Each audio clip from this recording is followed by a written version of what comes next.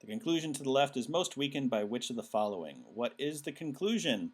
The conclusion is because the virus becomes inactive in the human body after 1 week, an infected person cannot be held responsible for any transmission of the virus after that time has elapsed. The evidence is that flu virus remains infectious for approximately 1 week.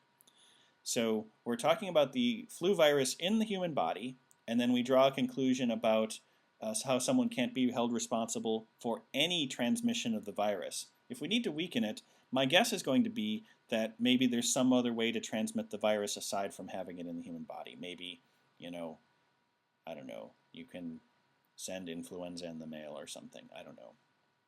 Anyway, so looking for an alternate way that someone might be responsible for spreading flu. A, the influenza virus is sometimes confused with the unrelated gastroenteritis. Totally true, totally unrelated. B, the influenza vaccine is highly effective in preventing transmission of the influenza virus. Also good, but doesn't really say anything about responsibility for transmission of the virus.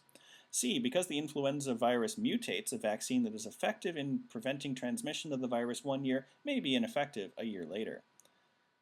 Still, no personal responsibility here. No way that someone could pass it on after a week.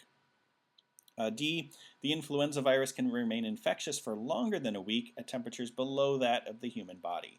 So here we have a way that someone who had the virus could still ultimately be responsible for its transmission if it were transmitted some way where it was sitting outside the human body. We don't have to go into details about how that could be. It's just a way that someone could be held responsible for a transmission of the virus. If they're the person who's sick and somehow someone got sick a month later, if they were the only source, they're still responsible from the virus being on something other than the human body. So choice D.